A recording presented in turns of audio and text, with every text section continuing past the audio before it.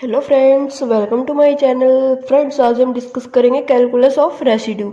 Residue से friends हमारा जो है ना 2 से 3 क्वेश्चन एग्जाम में आने वाले हैं और ये बहुत इजी क्वेश्चन आते हैं। बस आपको प्रैक्टिस की नीड है। जितनी आप इस चैप्टर के लिए प्रैक्टिस करोगे ना, उतना आप क्वेश्चन को जल्दी टैकल कर पाओगे और पेपर में क्वेश्चन सोल्व कर पाओगे। फ्रेंड्स, कॉम्प्लेक्स ना बिल्कुल ईजी है। कॉम्प्लेक्स में से कुछ नहीं है जो हम ना कर सकते हैं। बस कॉम्प्लेक्स क्या बोलता है कि प्रैक्टिस करो। जितनी आप ज्यादा प्रैक्टिस करोगे ना, उतनी जल्दी क्वेश्चन होंगे कॉम्प्लेक्स के। तो देखो, कैलकुलस ऑफ रेसिड्यू में मतलब होता है हमारा, इसमें एक टर्म आएगी रेसिड्यू। रेसिड्यू निकालते हैं, किस चीज का निकालते हैं? किसी फंक्शन का निकालते हैं। तो वो हम बाद में देखेंगे। उससे पहले हमारे पास ना दो क्या होती है, थ्योरम होती है। एक होती है टेलर थ्योरम, एक होती है लोरेंट थ्योरम। इनका भी यूज होता है क्वेश्चन सोल्व करने में। हम इजीली सोल्व कर पाते हैं किसी भी क्वेश्चन को लोरेंट थ्योरम के एक्सपेंशन से या फिर टेलर थ्योरम से। इनमें होता क्या है, इनमें हमारी ना एक एक्सपेंशन ओपन होती है। जैसे n को 1 पुट किया, 2 पुट किया, 3 पुट किया, है ना। तो हम इनकी डेफिनेशन ना बाद में देखेंगे कि टेलर थ्योरम क्या बोलती है, लोरेंट थ्योरम क्या बोलती है, क्वेश्चन कैसे करेंगे। उससे पहले हम ना कुछ एक्सपेंशन देखते हैं जिनका हम जनरली यूज करते हैं। कॉम्प्लेक्स में नहीं, रियल एनालिसिस में भी करते हैं, या फिर ओडी जब सोल्व करते हैं डिफरेंशियल इक्वेशन, वहां पे भी उनका यूज करते हैं। तो चलो पहले वो थ्योरम मतलब एक्सपेंशन देखते हैं क्या है वो। देखो, ये है हमारे पास कुछ एक्सपेंशंस। इसमें क्या होता है, e की पावर z। हम जब रियल में पढ़ते थे तो वहां पे पढ़ते थे e की पावर x। वहां पे e की पावर x का क्या मतलब होता था, 1 plus x square by 2 factorial, है ना, plus x cube by 3 factorial up to so on. इस पे x पे कोई कंडीशन नहीं थी कि x पॉजिटिव होना चाहिए, नेगेटिव होना चाहिए। x कुछ भी हो, हमें उससे फर्क नहीं पड़ता, है ना। तो देखो, सेम यहाँ पे अब हम कॉम्प्लेक्स की बात करते हैं तो कॉम्प्लेक्स में हम फंक्शन को डिनोट करते हैं, मतलब जो z होता है कॉम्प्लेक्स में z से डिनोट करते हैं। तो यहाँ पे e की पावर z लेके चलेंगे। अब e की पावर z लेके चलेंगे तो ये ओपन करेंगे जब, तो 1 plus Z square by 2 factorial. बस x को z से रिप्लेस कर दिया और कुछ भी नहीं है। ये डिफाइंड होती है फॉर ऑल z के लिए। ठीक है फ्रेंड्स। सेकंड चीज देखो, आपको कुछ क्वेश्चन ना ऐसे होते हैं, हमें पता नहीं चलता कि जेड e की पावर जो जेड है वो 1 से स्टार्ट करे या जेड से स्टार्ट करे, है ना। एक्सपेंशन भूल जाते हैं मोस्टली। तो देखो, e की पावर 0 करेंगे ना तो 1 आता है, तो 1 से स्टार्ट होते हैं हमारे एक्सपेंशन। और इसको अगर सीरीज की फॉर्म में लिखते हैं हम, तो सीरीज की फॉर्म में इसको ऐसे लिख देंगे, n goes from 0 to infinity. ये क्या आने लग रहा है, 1 प्लस जेड स्क्वेयर आने लग रहा है ना। तो जेड की पावर कितना लिखेंगे, n लिख देंगे, डिवाइडेड बाय n फैक्टोरियल लिख देंगे। सीरीज की फॉर्म में ये हमारी टर्म बन जाते हैं z n by n factorial. करके देख लो आप, n को 0 पुट किया तो 0 फैक्टोरियल की वैल्यू हमें पता होती है, 1 होती है। 0 फैक्टोरियल 1 होता है, जेड की पावर 0 1 होता है, तो 1 बाय 1 1 आ जाएगा। n को 1 पुट किया तो जेड की पावर 1 जेड, और 1 फैक्टोरियल तो जेड बाय 1 फैक्टोरियल। अब 1 फैक्टोरियल लिखो ना लिखो, बात सेम ही है। n को 2 पुट किया तो Z square divided by 2 factorial, है ना। तो इसको सब में ऐसे लिख देंगे। उसके बाद आता है हमारी साइन जेड। साइन जेड की सीरीज क्या हो जाती है, z minus z cube by 3 factorial plus z 5 by 5 factorial minus z 7 by 7 factorial. ये अल्टरनेट चलते हैं, माइनस प्लस, और 3 1 3 5 7 9 11 ऐसे चलते हैं। मतलब हमें पैटर्न समझ आने लग रहा है ना। अब यहाँ पे 1 फिर 3 फिर 5 फिर 7 फिर 9, तो मतलब 2n प्लस 1। एन जब 0 पुट किया तो 1, n1 पुट किया तो 3, n2 पुट किया तो 2 प्लस 5, n3 पुट किया तो 7। तो जो हमारी इसको सीरीज की फॉर्म में लिखेंगे, ये भी हमारी फॉर ऑल जेड के लिए डिफाइंड होती है। अब इसको सीरीज की फॉर्म में लिखो तो n0 से स्टार्ट करेंगे, जेड से स्टार्ट होने लग रहा है तो जेड की पावर 2n प्लस 1। अब देखो अल्टरनेट चलने लग रहे हैं, माइनस प्लस, तो हमें मतलब यहाँ पे कुछ होएगा ऐसा, इसकी power n divided by 2n plus 1 factorial. ये सीरीज हो जाती है हमारी साइन की। करके देख लो आप, n को 0 पुट के, किसी की पावर 0 1 होता है, जेड की power 2n plus into z, n के प्लस पे 0 पुट करेंगे प्लस 1 तो जेड, और बाय में 1 फैक्टोरियल, ये जेड ही आ जाएगा। n को 1 पुट किया तो -1 की पावर 1 माइनस आएगा, ठीक है। 2 into 1 2 plus 1 3 z cube, 2n plus 1 3 factorial आ गया ना सेम। n को 2 पुट करेंगे तो -1 का स्केयर 1 हो जाएगा, 2 2 जा 4 plus 1 5 divided by 4 plus 1 5 factorial. तो सेम आने लग रहा है ना। तो ये हो जाती है हमारी साइन जेड की एक्सपेंशन। आप इसको याद रख लो, साइन जेड की एक्सपेंशन याद होगी आपको। साइन जेड होता है z minus z cube by 3 factorial plus z 5 by 5 factorial. अब साइन का डेरिवेटिव ही कोस होता है ना। हमें पता है differentiation of sine z is cos z. तो इसका डिफरेंशिएशन कर दो दोनों साइड। साइन जेड का करेंगे तो कोस जेड, जेड का किया 1, जेड क्यूब का किया 3, आगे आ जाएगा। थ्री जेड स्क्वेयर, तो जेड स्क्वेयर 3 फैक्टोरियल था, 3 फैक्टोरियल को क्या लिख सकते हैं 3 इंटू 2, तो 3 से 3 कैंसिल हो जाएगा, बाय में 2 फैक्टोरियल हो जाएगा, प्लस 5 आगे आएगा, एक 5 कैंसिल हो जाएगा, तो जेड 4 बाय 4 फैक्टोरियल, प्लस यहाँ पे जेड 7 था तो यहाँ पे जेड 6 बाय 6 फैक्टोरियल, है ना, ये टर्म आ जाएगी z 6 by 6 factorial minus z 8 by 8 factorial. इस टाइप से सीरीज चलेगी। तो अब हमें इसका भी पैटर्न समझ आने लग रहा है अगर सीरीज के फॉर्म में लिखेंगे इसको, तो n goes from 0 to infinity, alternate चलेंगे तो -1 की पावर n, जेड की पावर 2n, 1 पुट 0 पुट किया तो 1, है ना, 1 पुट किया तो 2, 2 पुट किया तो 4, 3 पुट किया तो 6, 4 पुट किया तो 8, मतलब 2 टाइम्स होने लग रहा है, तो Z power 2n divided by 2n factorial, ये होती है हमारी कोस जेड की सीरीज। तो जब हमारे क्वेश्चन होता है ना तो वो क्या करता है, क्या पता, वो मतलब हमें समझ होनी चाहिए, रियल में भी दे सकता है, वो कॉम्प्लेक्स में भी दे सकता है, ये डजेंट मैटर, वहां पे साइन एक्स दे दिया तो रियल आ जाएगा, साइन जेड दे दिया तो कॉम्प्लेक्स आ गया। तो पता होना चाहिए जो साइन जेड है उसको सीरीज की फॉर्म में कैसे लिखते हैं, -1 की पावर n, जेड की power 2n by 2n plus 1 factorial, और साइन का डेरिवेटिव होता है कोस। तो अगर आपको ये सीरीज याद होगी तो इसको तो आप लिख ही सकते हो, जेड का 1, जेड क्यूब का एक क्यूब से ये 3 आगे आएगा, जेड स्क्वेयर 5 का आगे आ जाएगा, तो आप इसको याद कर लेना, और इसको जब सीरीज के फॉर्म में लिखेंगे तो ये हो जाएगा -1 की power n, z 2n by 2n factorial. Same अब उसके बाद आता है हमारा sine hyperbolic z. Sine hyperbolic z में फ्रेंड्स हमें कुछ नहीं करना होता, साइन की एक्सपेंशन याद है ना, वहां पे हमारे अल्टरनेट चलते थे, प्लस माइनस प्लस माइनस, यहाँ पे क्या होता है हाइपरबोलिक आते जो माइनस वाले है ना वो भी प्लस हो जाते हैं, तो हमारी जो सीरीज है ना वो सेम रहेगी, बस माइनस की जगह सारे प्लस हो जाएंगे। अब माइनस की जगह सारे प्लस हो जाएंगे तो इसकी जब सीरीज लिखेंगे तो वो कैसे लिखेंगे, अब माइनस की जगह प्लस हो गया तो माइनस का तो यूज ही नहीं होगा, तो इसको सिंपल लिख देंगे जेड की power 2n plus 1 divided by 2n plus 1 factorial. बस ये डिफरेंस था, हाइपरबोलिक आती है हमारी जो माइनस अल्टरनेट साइन थे वो प्लस ही हो जाते हैं, सेम कोस में भी प्लस हो जाएंगे फिर, क्योंकि साइन हाइपरबोलिक का डेरिवेटिव कोस हाइपरबोलिक है, तो इसमें भी प्लस हो जाएंगे, तो माइनस का तो कुछ है ही नहीं, जेड की power 2n by 2n factorial, ये हमारी सीरीज ओपन हो जाएगी। ठीक है फ्रेंड्स, क्या पता वो किसी क्वेश्चन में ऐसे दे दे और वो ऑप्शन में इनकी एक्सपेंशन खोल के पूछने लग जाए, या फिर फंक्शन ही पूछ ले कि क्या फंक्शन बनेगा, तो हमें एक्सपेंशन पता होनी चाहिए कि साइन हाइपरबोलिक की ये होती है, कोस हाइपरबोलिक की ये होती है। उसके बाद आता है हमारा टेन जेड, टेन हाइपरबोलिक आएगा और टेन जेड आएगा। तो देखो टेन जेड की क्या हो जाएगी, साइन बाई कोस होता ना, तो इसको डिवाइड करते हैं जब, तो डिवाइड करके देखने का टाइम तो है नहीं, आप इसको डायरेक्ट याद करो, ये क्या होती है Z plus Z cube by 3 plus 2 by 15 z 5, इतना 3 टर्म्स याद कर लो बहुत है। इनमें तो हमारे क्या थे फैक्टर चलते थे, इसमें हमारे फैक्टर नहीं चलते हैं ना, इसका कोई पैटर्न बनता है इस टाइप का कि ये पैटर्न बनने लग रहा है, इसको बस आप याद कर लेना 1 3 5 7 चलेगा। ठीक है फ्रेंड्स, 1 3 5 7 से चलेंगे, और 3 फिर 15 फिर 17 बाई 315, इसको याद कर लेना आप।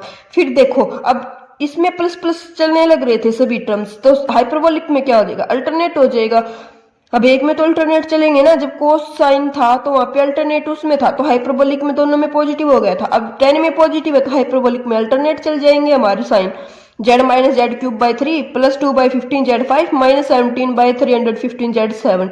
ठीक है फ्रेंड्स, इसको आप याद कर लेना। उसके बाद देखो ये हमारे बहुत ज्यादा यूज होता है इस चीज का, 1 बाई 1 माइनस जेड, है ना, इसका यूज होता है। तो इसका देखो 1 बाई 1 माइनस जेड है, तो हमने क्या बताया हुआ था, इसको हम उससे खोलते थे ना, बाइनोमियल थ्योरम से खोलते थे। इसको कैसे करते थे, इसको ऊपर लेके जाएंगे 1 माइनस जेड की पावर -1 हो जाएगा, और फिर वो इसका तो हमें पता ही 1 प्लस जेड स्क्वायर है ना, वो 1 प्लस एन डी टाइप की 1 माइनस डी की पावर माइनस एन टाइप का हो जाता है ना, ये 1 plus n D plus n into n minus 1 D square, है ना, इस टाइप 2 फैक्टोरियल इस टाइप से चलता है ये हमारा। तो सेम यहाँ पे होने लग रहा, जो ये है माइनस है, अब इसको आप याद कैसे करोगे, इसको आप याद ऐसे करोगे कि माइनस था ना तो सभी प्लस में आ जाएंगे, 1 plus Z square by 2 factorial plus, sorry factorial नहीं आएंगे इसमें। ये भी याद रखना कि साइन हाइपरबोलिक और ई की पावर जेड जो है ना, ये 5 फंक्शन इनमें हाइपरबोलिक आता है हमारा। ठीक है, इसके बाद है ना हाइपरबोलिक, ये क्या बोलते हैं फैक्टोरियल हमारा नहीं आता, इन 5 फंक्शन में फैक्टोरियल आएगा, उसके बाद नहीं आएगा फैक्टोरियल। तो 1 बाई 1 माइनस जेड की फॉर्म याद हो गई, माइनस था सभी प्लस में चलेंगे, 1 plus Z square plus Z cube plus Z 4 plus z 5 हो जाएगा। ठीक है फ्रेंड्स, उसके बाद देखो 1 बाई 1 प्लस जेड हो गया ना, तो प्लस जेड होने के बाद ये किस में चल जाएंगे हमारे, ये अल्टरनेट में चल जाते हैं। 1 minus Z plus Z square minus z cube plus z 5 minus Z 6, इस टाइप से चल जाएंगे हमारे। ठीक है, अब उसके बाद देखो ये दोनों हमें याद हो जाती है ना, याद एक करनी है सिर्फ ये, और ये भी याद नहीं करनी, बाइनोमियल से हम इसको ओपन कर सकते हैं। अब देखो इसका अगर मैं इंटीग्रेशन कर दूं, जो ये एक्सपेंशन थी इसका इंटीग्रेशन कर देंगे, तो इसका इंटीग्रेशन दोनों साइड इंटीग्रेशन किया तो log 1/1 माइनस जेड का -1 हो जाएगा, है ना। और इस साइड हो जाएगा Z plus Z square by 2 factorial, sorry Z plus Z square by 2 plus Z cube by 3 plus Z 4/4 plus Z 5/5, है ना। ये माइनस उस साइड चला जाएगा तो सभी किस में हो जाएंगे, मेरे माइनस में हो जाएंगे। ये यहाँ पे कर रखा है, इसका इंटीग्रेशन किया तो log 1 माइनस जेड, और जो माइनस था वो इस साइड लेंगे, 1 का जेड, जेड का z square by 2, z cube का z cube by 3, z cube का जेड 4/4, जेड 4 का जेड 5/5, है ना। और जो इसके नीचे वाला माइनस था उसकी मल्टीप्लाई हमने यहाँ पे करा दी, तो हो गई ना याद। इसका इंटीग्रेशन ही ये हो जाता है log 1 माइनस जेड, तो ये कितना हो जाएगा minus Z square by 2 minus z cube by 3 minus Z 4/4 minus Z 5/5। ठीक है, अब इसका इंटीग्रेशन ये हो जाता है इस वाली का, है ना। log 1 प्लस जेड होएगा तो जेड का Z minus Z square by 2 plus Z cube by 3 minus Z 4/4 plus Z 5/5, है ना। तो देखो ये थी तो इससे ये आ गई, इसमें माइनस था तो प्लस चले थे, प्लस था तो अल्टरनेट चले थे। इसका इंटीग्रेशन किया ये आ गई, इसका इंटीग्रेशन किया ये आ गई। याद करने की नीड पड़ी कुछ भी, एक बस अब आपको ये पता है तो इन तीनों को तो आप बना ही सकते हो। सेम यहाँ पे साइन जेड था, साइन जेड का डेरिवेटिव कोस जेड होता है, हाइपरबोलिक में प्लस हो जाएंगे, साइन हाइपरबोलिक का कोस हाइपरबोलिक होता है। तो कुछ याद करने की नीड हुई, सिर्फ एक ये याद करने की नीड हुई। एक ही पार्ट जेड की सबको पता है नहीं है तो इसको एक बार याद कर लो। तो देखो मैंने यहाँ पे कितने एक्सपेंशन लिखी थी, 11 एक्सपेंशन लिखी हुई है, और मैंने सिर्फ याद आपको कितनी एक्सपेंशन कराई है, 1, 2 और 3। 11 में से 3 एक्सपेंशन के लिए मैंने बोला आपको कि आप 11 में से 3 याद कर लो, बाकी 8 को तो आप इनकी हेल्प से बना सकते हो, है ना। तो आप बताना आपको कैसा लगा ये वाला कंसेप्ट। और अब हम जो क्वेश्चन है ना हमारे टेलर थ्योरम और लॉरेंट थ्योरम उन पे आते हैं, उसके बाद क्वेश्चन करेंगे, और मैं आपको कुछ क्वेश्चन प्रैक्टिस के भी लिए दूंगी, उनको आप ट्राई करना। बहुत इजी क्वेश्चन आता है फ्रेंड्स इस चैप्टर से हमारा। तो अभी देखो आगे, टेलर थ्योरम। टेलर एक मैथमेटिशियन थे, कहाँ के थे मुझे अभी इतना ध्यान नहीं आ रहा, बट ये टेलर थ्योरम है ना, टेलर उसका सरनेम था, उसने अपने सरनेम पे ये थ्योरम दी थी। देखो Taylor theorem, f z be an analytic function. अब एनालिटिक मैंने आपको चैप्टर लेक्चर नंबर 2 करा रखा है। एनालिटिक किसको बोलते हैं, फंक्शन जो सीआर इक्वेशन सेटिस्फाई करता है, डिफरेंशिएबल होता है होल डोमेन में, है ना। तो वहां पे उसकी वे कुछ प्रॉपर्टी थी, नेसेसरी सफिशिएंट कंडीशन थी, तो वो देख लेना अगर आपने नहीं देखा है तो वहां से आपको पता चल जाएगा कि फंक्शन एनालिटिक किसको बोलते हैं। 7 टाइप के फंक्शन थे जो जनरली क्या होते हैं हमारे एनालिटिक होते हैं। वो कौन कौन से थे, कांस्टेंट फंक्शन था, sine z, cos z, sine hyperbolic, cos hyperbolic, polynomial और ई की पावर जेड। ये 7 फंक्शन ऐसे थे हमारे जो क्या थे, एनालिटिक भी थे और एंटायर भी थे, है ना। और इन्हीं का जनरली यूज करके हम कोई भी फंक्शन क्रिएट कर लेते हैं इनकी हेल्प से। तो देखो अभी थ्योरम पे आओ, f z be an analytic function inside a circle C. तो एफ जेड कोई भी फंक्शन है, एनालिटिक है, इनसाइड ए सर्कल, तो सर्कल होगा कोई, इनसाइड ए, इस सर्कल के अंदर फंक्शन है एफ जेड, वो क्या है हमारा एनालिटिक है, विद सेंटर एट ए, तो इसका जो सेंटर है वो है ए। देन फॉर ऑल जेड इन सी के अंदर जितने भी जेड उनके लिए फंक्शन कैसे डिफाइंड हो जाएगा हमारा, n goes from 0 to infinity f n a z minus a की power n divided by n factorial. ऐसे हमारा फंक्शन क्या हो जाता है, डिफाइंड हो जाते हैं। तो देखो इसके एक्सपेंशन खोल देंगे, इनको 0 पुट के किसी की पावर 0 1 ही होता है, तो f of a z minus a की पावर 0 करेंगे तो वो 1 हो जाएगा, बाय 0 फैक्टोरियल 1। तो f of a plus f dash a z minus a plus f double dash a z minus a square by 2 factorial plus f triple dash a by z minus a cube by 3 factorial, up to so on, ये चलता रहेगा। इस type का function defined हो जाता है। इसके लिए कंडीशन क्या है, बस फंक्शन जो है वो कंटूर के अंदर, जो हमारा ये सर्कल है इसको कंटूर भी बोल देते हैं, तो फंक्शन जो हमारी सर्कल के अंदर क्या होना चाहिए, एनालिटिक होना चाहिए। तो हम फंक्शन को कैसे डिफाइन कर देते हैं, ऐसे डिफाइन कर देते हैं, ठीक है फ्रेंड्स। अभी उसके बाद देखो ये थी हमारी टेलर थ्योरम। अब एक हमारी आती है लॉरेंट थ्योरम। लोरेंट थ्योरम। ये तो क्या थी, एक सर्कल दे दिया उसके अंदर फंक्शन डिफाइंड कैसे करते हैं वो था। अभी क्या है, let f z be analytic function inside and on boundary of the ring shaped region R. एक रिंग शेप रीजन दे रखा है आर, उसके अंदर फंक्शन क्या है हमारा, और बाउंड्री पे analytic, bounded by two concentric circle C1 and C2। दो कोसेंट्रिक मतलब जिनका सेंटर क्या है, सेम है। तो एक सर्कल ये है और एक सर्कल ये है, ठीक है। देख लेना आप, circle C1 and C2 with centre a, तो सेंटर इसने बोल भी दिया ए, दोनों का सेंटर सेम है, with radii R1 and R2 such that R2 less than R1। तो अब इसकी जो C2 सेंटर है, इसकी रेडियस तो इतनी होगी ना, तो ये तो क्या है मेरी R2। और अगर ये देखने लग जाऊं मैं, ये रेडियस तो ये कितनी है, R1 है। तो रेडियस छोटे सर्कल की बड़े सर्कल से तो रेडियस कम ही होगी ना, तो वही इसने बोल रखा with radii R1 and R2। Then for all Z in R, f z क्या डिफाइन कर दिया, n goes from 0 to infinity a n z minus a की power n plus n goes from 1 to infinity b n z minus a की power n। देखो या तो इसको आप ऐसे याद कर लो, या अगर ऐसे याद नहीं होता है ना, मतलब बाय चांस, तो इसको आप ऐसे लिख सकते हो, f z is equal to n goes from minus infinity to infinity a n z minus a की पावर n। सिर्फ इतना याद कर लो आप इसको। अब माइनस इन्फिनिटी से इन्फिनिटी था, इसको क्या कर दिया इन्होंने, ब्रेक कर दिया, ठीक है। अब माइनस इन्फिनिटी से ये क्या कर लेंगे, 0 कर लेंगे, और फिर 1 से क्या कर लेंगे, इन्फिनिटी कर लेंगे। ऐसे लिख लो या फिर इसको ऐसे लिख लो, n goes from 0 to infinity. अब आप पता है क्या बोलोगे, आपका एक डाउट और आएगा, यहाँ पे तो माइनस इन्फिनिटी लिख दिया आपने, और यहाँ पे तो कहीं माइनस इन्फिनिटी का यूज ही नहीं हुआ। तो फ्रेंड्स इस पे ना ध्यान देना, यहाँ पे जो पावर चलने लग रही है ना, वो क्या चलने लग रही है, a n z minus a की पावर n, और b n z minus a की पावर माइनस n चलने लग रही है। जब n goes from to infinity आ गया तो ये माइनस इन्फिनिटी साइड चला जाएगा ना हमारा, तो ये ध्यान रखना, यहाँ पे पावर माइनस n है और यहाँ पे n है। तो इसी को जो कंबाइंड फॉर्म में ऐसे लिख देते हैं, f z n minus infinity से infinity a n z minus a की पावर एन, ऐसे याद कर लो, या फिर इसको ऐसे, सेम बात है उसमें। अभी आगे देखो, जो ये वाला होता है ना ए एन, इसको डिनोट करते हैं ऐसे हम, 1/2 pi iota integration f z z minus a की power n plus 1 d z, ठीक है। और जो बी एन है इसको बोलते हैं 1/2 pi iota f z z minus a की पावर माइनस n प्लस 1, ठीक है।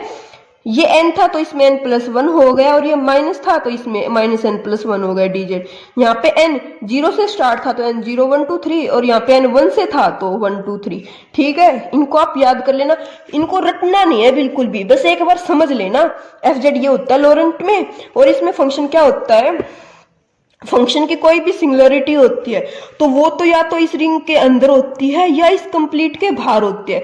इस जो ये वाला कॉमन एरिया है ना इनका, इसमें फंक्शन क्या होता है हमारा, एनालिटिक होता है। तो अब एनालिटिक फंक्शन इसमें है, तो देखो वहां पे हमने फॉर ऑल जेड के लिए जब देखा था टेलर में, तो इसमें फंक्शन डिफाइन किया था ना। तो अब एनालिटिक फंक्शन इस रीजन में है, तो हम डिफाइन भी इस फंक्शन को इसके अंदर ही करेंगे ना, इस रिंग शेप रीजन के अंदर। इसने बोल भी रखा था रिंग शेप, तो रिंग यहाँ थोड़ी ना, रिंग तो ऐसी होती है ना ये वाली, तो इसके अंदर फंक्शन कैसा है मेरा, एनालिटिक है, ठीक है। और ये याद हो गया। उसके बाद देखो इस पे क्वेश्चन किस बेस आते हैं, हम इन थ्योरम का यूज कहाँ करते हैं वो देखते हैं। अभी हम थ्योरम का यूज ना ज्यादा कहीं पे भी नहीं होना, बस टेलर थ्योरम और लोरेंट थ्योरम का हमें पता होना चाहिए कि ये होती क्या। डायरेक्ट ना हमसे वो इनकी डेफिनेशन मतलब वो बोल देगा, लिख देगा, ये डेफिनेशन लिख देगा और वो बोलेगा ये कौन सी थ्योरम है, इस थ्योरम का नाम बताओ, कोशी थ्योरम है, टेलर है, लोरेंट है, मैक्लॉरिन है, तो वो ऐसे नाम दे देता। तो हमें थ्योरम की जो डेफिनेशन है ना वो याद होनी चाहिए। लोरेंट में 2 रीजन आ जाते हैं, टेलर में एक ही रीजन है, ठीक है। बस इतना याद कर लेना आप। अभी उसके बाद देखो क्वेश्चन करते हैं हम, ट्राई क्वेश्चन इजी आते हैं। D SSS में भी आप क्वेश्चन देख लेना, ऐसे ही आए हुए हैं। बस आपको एक बार ना जो पार्शियल फ्रैक्शन वाला कंसेप्ट है ना वो समझना है। अगर पार्शियल फ्रैक्शन आपको नहीं आते तो भी कोई प्रॉब्लम नहीं है, अगर आते हैं तो वेरी गुड है, ठीक है। चलो अभी अब हम क्वेश्चन करते हैं इस पे भी। देखो ये फंक्शन दे रखा है इसने, f z is equal to cos z by z, और उसने बोलते हैं एक्सपेंड दिस। एक्सपेंड, इसको एक्सपेंड करो। तो कैसे करोगे अब आप देखो, जेड इसने बोल दिया, जेड जो है ना रिंग जो रीजन दे रखा है जेड पॉजिटिव है, मोड जेड, तो जो है ना जीरो को छोड़ के फंक्शन, जीरो को छोड़ के फंक्शन पूरे कॉम्प्लेक्स प्लेन में क्या है, डिफाइंड है, जीरो को छोड़ के। ठीक है, तो इसको एक्सपेंड करना है, तो इसको कैसे करेंगे, 1/z कोस जेड के एक्सपेंशन पता है हमें, कोस जेड की क्या होती है, 1 minus Z square by 2 factorial plus Z 4/4 factorial plus Z minus Z 6/6 factorial plus Z 8/8 factorial, ऐसे चलेगी ना। अब 1/z को मल्टीप्लाई कर दो तो 1/z minus z/2 factorial plus z³ 4 factorial minus z5/5 factorial plus z7/8 factorial. बस ये सोल्व कर दिया, ये इसका आंसर आ गया। बताओ क्या था इसमें, था इस क्वेश्चन में ऐसा कुछ भी नहीं था कि जो आप नहीं कर सकते। पर हाँ, अगर आपने क्वेश्चन बिल्कुल ही कभी देखा ही नहीं कॉम्प्लेक्स में कि एक्सपेंड का मतलब क्या होता है, कैसे करें, एक्सपेंशन ही नहीं पता है, तो फिर आप क्वेश्चन कर ही नहीं सकते। अदरवाइज इस क्वेश्चन में आप बताओ था क्या, था कुछ भी इस क्वेश्चन में, कोई भी ऐसी रॉकेट साइंस नहीं थी कि भाई हमें तो पता ही नहीं कोस जेड क्या होती है, इसको डिफाइन कैसे करें। बस 1/z को एज इट इज रखा, कोस जेड की एक्सपेंशन खोल दी और फिर इसको जेड को मल्टीप्लाई कर दिया। अब उसके बाद देखो ये आ गया ना। अब अगर इसमें मैं बोलने लग जाऊं तो जो ये वाला पार्ट होता है ना जिसमें बाय जेड आया है, इसको बोलते हैं हम प्रिंसिपल पार्ट, प्रिंसिपल पार्ट। ठीक है, और जो ये आया है ना ये z³ z5 z7, इसको बोल देते हैं रेगुलर पार्ट। रेगुलर अगर समझने लग जाओ, रेगुलर मतलब रेगुलर चलने लग रहा है, इसको कोई किसी पॉइंट पे ना कोई प्रॉब्लम नहीं है। प्रिंसिपल पार्ट में कोई भी पॉइंट एक ऐसा होता है, एक पॉइंट जिसपे फंक्शन को क्या होती है, प्रॉब्लम होती है, मतलब फंक्शन उस पॉइंट पे डिफाइंड नहीं होता है। ठीक है, जब सिंगुलरिटी का केस करेंगे ना तो वहां पे हमारा ना पोल आता है, रिमूवल सिंगुलरिटी आती है या फिर एसेंशियल सिंगुलरिटी आती है, वहां पे हम रेगुलर और प्रिंसिपल पार्ट का यूज करते हैं।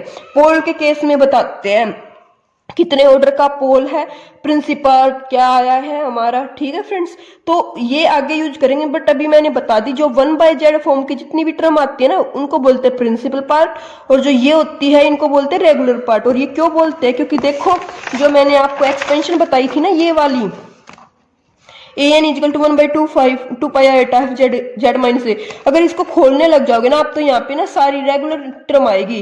n1 पुट किया तो z माइनस ए की पावर 1, 2 पुट किया तो z माइनस ए स्क्वायर, लेकिन इसमें जब n को 1 पुट किया तो -1 होएगा, तो -1 किसी पावर होती तो वो 1/z -1 हो जाएगा ना, -2 पावर है तो 1/z -2 स्क्वायर हो जाएगा, है ना। अगर x की पावर -1 है तो इसको क्या लिख सकते हैं हम, 1/x लिख देते हैं ना, लेकिन अगर x की पावर 1 ही है तो वो तो x ही रहेगा। तो सेम यहाँ पे ये चीज ये है और ये चीज ये है, तो ये हो जाता है रेगुलर पार्ट और ये हो जाता है हमारा प्रिंसिपल पार्ट। ठीक है फ्रेंड्स, उसके बाद अभी नेक्स्ट क्वेश्चन देखो। नेक्स्ट क्वेश्चन मिस ने क्या दे दिया, z cos 1/z दे दिया, तो z को तो सेम रखेंगे। अब cos देखो, cos की एक्सपेंशन पता थी ना हमें, 1 minus Z square z4 z6 z8, है ना। तो अब हम क्या करेंगे, z को 1/z से रिप्लेस कर देंगे, सिंपल, और कुछ नहीं करना, बस z को 1/z से रिप्लेस कर दे। तो देखो 1 तो एज इट इज रहेगा, 1/1 करेंगे तो सेम 1 ही रहेगा। z² 2 फैक्टोरियल था तो 1/z² into 2 factorial plus 1/z4 into 4 factorial plus ये चलता रहेगा हमारा, और कुछ भी नहीं होगा। अब इसकी z के अंदर मल्टीप्लाई कर दो तो z minus z² 2 factorial minus z³ 4 factorial, ये ऐसे हो जाएगा। अब देखो इसमें जितनी टर्म आएगी वो बाय z4, फिर z6 आएगा, z8 आएगा, z से मल्टीप्लाई करेंगे तो z5 आएगा, z7 आएगा, तो ये सारा तो हो जाएगा मेरा प्रिंसिपल पार्ट। और जो ये आया है एक ऊपर जो z की पॉजिटिव पावर है वो एक ही आई है ना, तो ये हो जाएगा हमारा रेगुलर पार्ट। बस क्वेश्चन में वो ये पूछ लेता है बताओ प्रिंसिपल पार्ट क्या है, बताओ रेगुलर पार्ट क्या है, तो पता चल गया आपको। जो 1/z टाइप की होती है वो प्रिंसिपल पार्ट होती है, और जो ऊपरी होती है हमारी नोमिनेटर में उनको बोल देते हैं रेगुलर पार्ट, सिंपल। अब उसके बाद देखो ये क्वेश्चन था, अब जो इम्पोर्टेंट है ना ये इम्पोर्टेंट है हमारा, यहाँ से क्वेश्चन आता है हमारे एग्जाम में। इसमें इसने क्या दे दिया, एक फंक्शन दे दिया z-1 z-2, और जो डोमेन डिफाइंड डोमेन है ना वो ये दे दी mod z less than 2 less than 1। तो जो z है वो एक 1 रेडियस का सर्कल है और एक 2 रेडियस का सर्कल है, और उसके बीच में मोड ना लाई करने लग रहा है। ठीक है, ये 1 रेडियस का सर्कल था, इससे मोड जेड 1 बड़ा है, तो ये वाला अब देखो यहाँ पे आ गई ना हमारी लॉरेंट जो थ्योरम होती है वो आ गई यहाँ पे। ठीक है, इससे पता चलता है हमें कि लॉरेंट थ्योरम है, फंक्शन इसके बीच में क्या है, डिफाइंड है और एनालिटिक है। तो देखो अभी हम इस क्वेश्चन को कैसे करेंगे, तो अब इसके लिए हमें पार्शियल फ्रैक्शन का यूज करना आना चाहिए, है ना फ्रेंड्स। अब अगर आपको पार्शियल फ्रैक्शन नहीं आते हैं तो आप इसको कैसे करोगे, तो देखो मैंने पार्शियल फ्रैक्शन ना एक वीडियो में ऑलरेडी पार्शियल फ्रैक्शन मैंने करा रखा है, बट कोई नहीं, अगर आपने वो वीडियो नहीं देखी है तो अभी हम दोबारा से कर लेते हैं। देखो इस फंक्शन की ना यहाँ पे देखना होता है हमें सबसे पहले जो फर्स्ट स्टेप होता है, स्टेप नंबर फर्स्ट, ये देखो जेड है या जेड माइनस समथिंग है, मतलब सेंटर क्या है, इसका सेंटर दे दिया 0। ठीक है, step 1 check centre, check centre, अगर सेंटर 0 है तो देखेंगे, सेंटर नॉन 0 है तो देखेंगे। अभी देखो ये देख लिया हमने सेंटर, उसके बाद अब इसको देखो 1 बाई जेड माइनस 1 है और जेड माइनस 2 है, इसने बोल रखा फंक्शन जेड माइनस 1 है, तो अगर इसको पार्शियल फ्रैक्शन से देखने लग जाए तो हम इसको जब छोटे थे ना तो ऐसे करते थे 12th क्लास में, z minus 2 is equal to 1 लिख देते थे, है ना, क्योंकि ये जब लिखेंगे एलसीएम लेंगे तो ये कैंसिल हो जाता है, ऐसे लिखते थे ना जेड माइनस 1 जेड माइनस 2, अब उसके बाद इसका एलसीएम ले तो z minus 2 plus b z minus 1 is equal to 1, ये हो जाता था हमारा, है ना, इससे ये कैंसिल हो जाता था।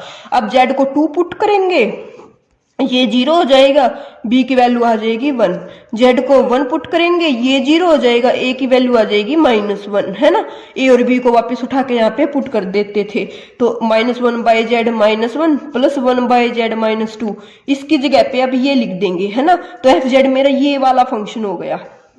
गोट इट, कोई भी दिक्कत आपको इस क्वेश्चन में अब तक नहीं ना। अब देखो इतना काम करने की बजाय ना जो मैंने ये सब कुछ किया है, ए बी निकाला है ऐसे, मैं अब ऐसे नहीं करूंगी। कैसे करूंगी, शॉर्ट फॉर्म के लिए देखो ये वाला फंक्शन था ना, इसको लेके चलेंगे हम, यहाँ पे लिख दिया जेड -1 और एक लिख दिया जेड -2। अब हमें पता है a by something b by something ही आना है, प्लस साइन माइनस साइन क्या आएगा वो बाद में देख लेंगे, अभी प्लस लगा लेते हैं। जेड -1 1 पुट करना होता ना, तो इसको स्पीक कर देंगे हम, इसकी 1 पुट करो इसमें, इस पूरे फंक्शन में जो अब बच गया ना इसमें 1 पुट करो, 1 बाई 1 -2 -1, ए की वैल्यू आ गई -1 पुट कर दी। अब 2 से प्रॉब्लम थी तो इसको हटा दो और 2 पुट करो, 1 बाई 2 -1 1 आया तो 1, बस ये ए 2 पुट करो 1 पुट करो, ये वाला इससे शॉर्ट बना दिया हमने, ये वाला 1 था तो 1 को हटा दिया, यहाँ पे 1 पुट कर दो। अगर जेड -3 होता तो भी इसको हटा देते, उसमें भी 1 पुट कर देते, कितनी भी टर्म होती, बस इसको इसका पॉइंट ऑफ सिंगुलैरिटी क्या 1 है ना, तो 1 को हटा दिया, फिर 2 हटा दिया, फिर 3 हटा दिया, तो हम ऐसे कर लेंगे। ठीक है फ्रेंड्स, अभी देखो इतना ये कर दिया हमने, तो अब एफ जेड कितना आ गया मेरा, एफ जेड आ गया -1 by Z -1 plus 1 by Z -2। ठीक है, अब उसके बाद देखो इसने ये हमने एफ जेड बना लिया ना, तो कोई भी क्वेश्चन होगा ना सबसे पहले हम अगर इस टाइप का है ना तो हम उसको इस टाइप का बनाएंगे। ठीक है, सेंटर देख लिया। अब देखो इसने डिफाइन कर रखा है एफ जो है ना वो जेड जो है वो 1 से बड़ा है और 2 से छोटा है, 0 सेंटर लेना। लेकिन हमारा इसका सेंटर देखें तो इसका सेंटर तो 1 है, तो इसको कैसे करेंगे अब हम वो देखते हैं। हम जब कोई भी एक्सपेंशन डिफाइन करते थे 1 बाई जेड -1 टाइप की, ये वाली जो हमारी एक्सपेंशन थी 1 बाई 1 माइनस जेड है, 1 बाई 1 प्लस जेड कोई भी थी, यहाँ पे 2 जेड है, जेड स्क्वेयर कुछ भी होता, तो हम एक चीज बोलते थे मोड जेड लेस देन 1, है ना, ये वैलिड होता था इसके लिए, फॉर ऑल के लिए नहीं था, ये ओनली वैलिड, ये एक्सपेंशन वैलिड किसके लिए थी, जहाँ पे मोड जो है ना वो 1 से लेस हो।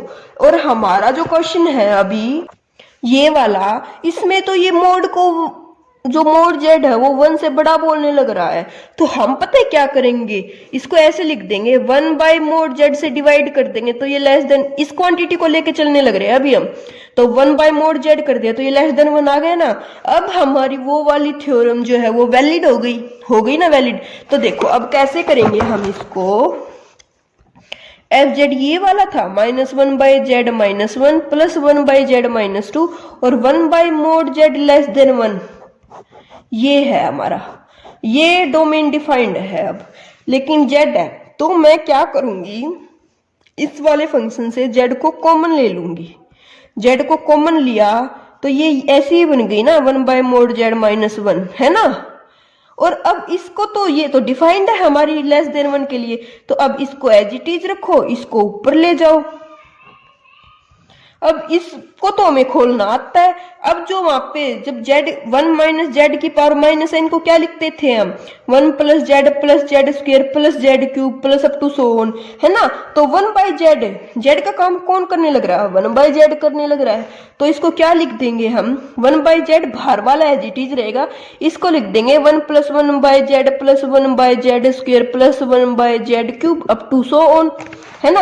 अब इसको अंदर मल्टीप्लाई कर दो तो ये कितना हो जाएगा, 1/z plus 1/z² plus 1/z³ plus 1/z4, है ना। देखो अभी मैंने इस वाले को सोल्व किया है, इसका आंसर आ गया ये सेम है।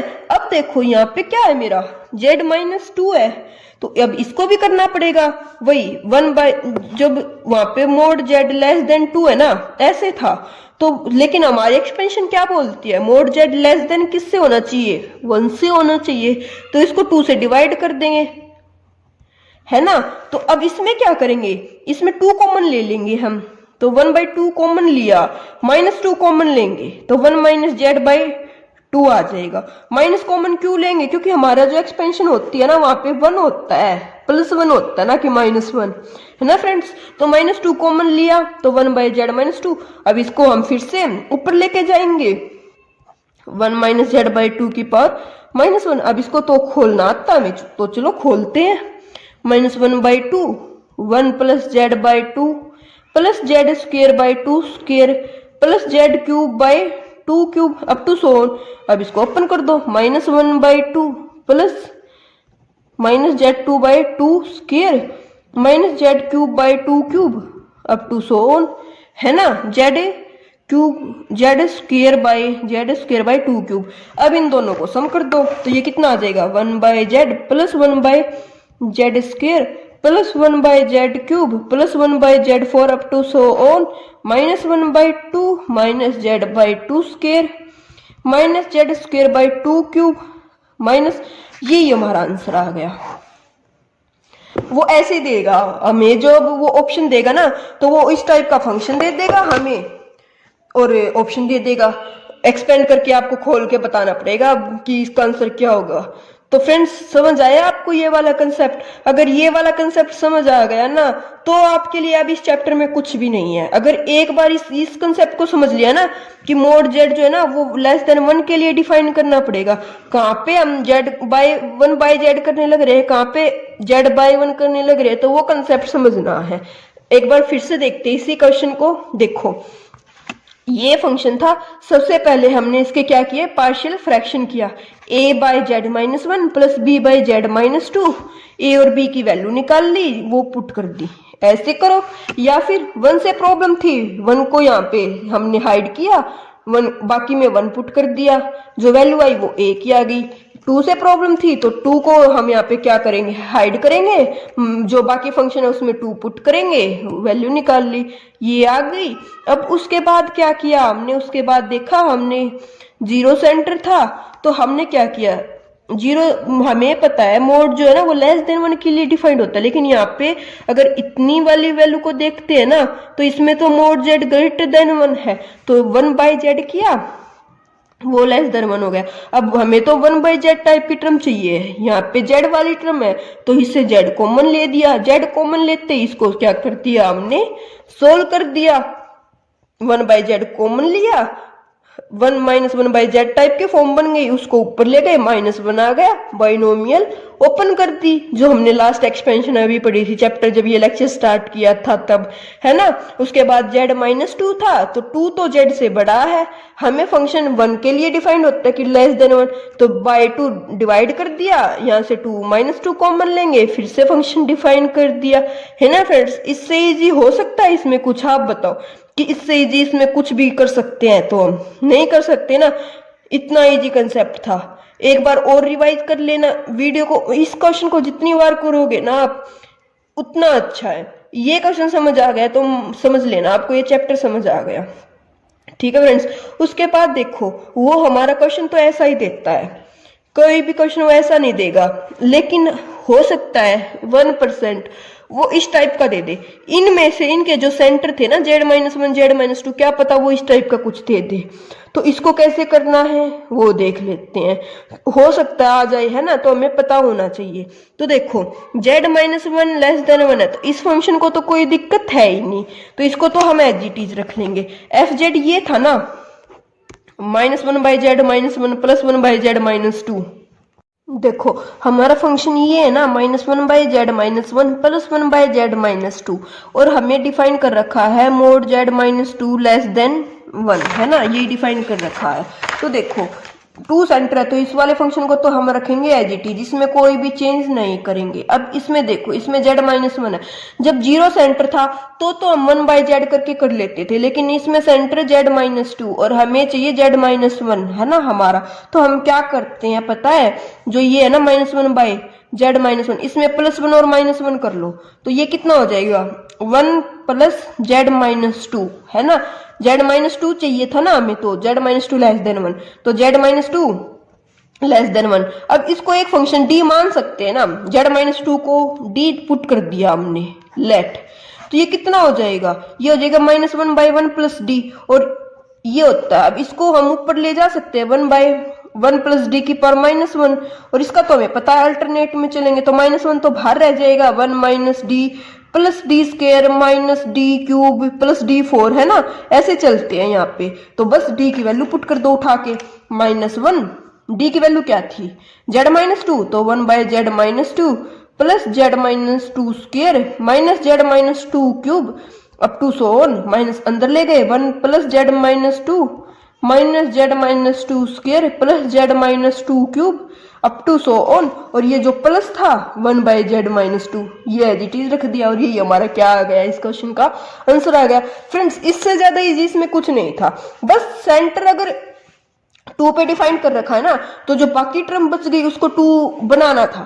2 कैसे बनाएंगे इसमें, या तो इसको ऐसे लिख देते आप Z-2 +1 कर देते हैं ना, तब भी बन जाता, लेकिन मैंने क्या किया है, मैंने डायरेक्ट 1 + 1 माइनस कर दिया, है ना, तब भी यही बना है। -2 + 1 को जब करेंगे तो -1 ही तो आता है ना, तो बस ऐसे करना है, वो आपकी कन्वेंशन। 1 + 1 माइनस करोगे यार सेम बात है, इफेक्ट कुछ है नहीं, बस बोलने का भी अलग हो जाता है। हमने यहाँ पे बोल दिया 1 ऐड कर दिया, 1 सब्ट्रैक्ट कर दिया, और यहाँ पे बोल दिया -1 को -2 + 1 लिख सकते हैं, और कुछ था नहीं इस क्वेश्चन में। ठीक है फ्रेंड्स, आई होप आपको ये समझ आया होगा। उसके बाद एक क्वेश्चन और देखते हैं। देखो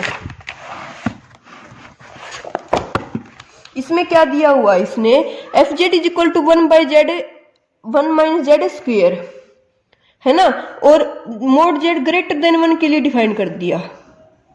तो सबसे पहले तो यहां से यही कंसेप्ट आएगा, mod Z > 1 है, मीन्स 1 > 1/Z, है ना।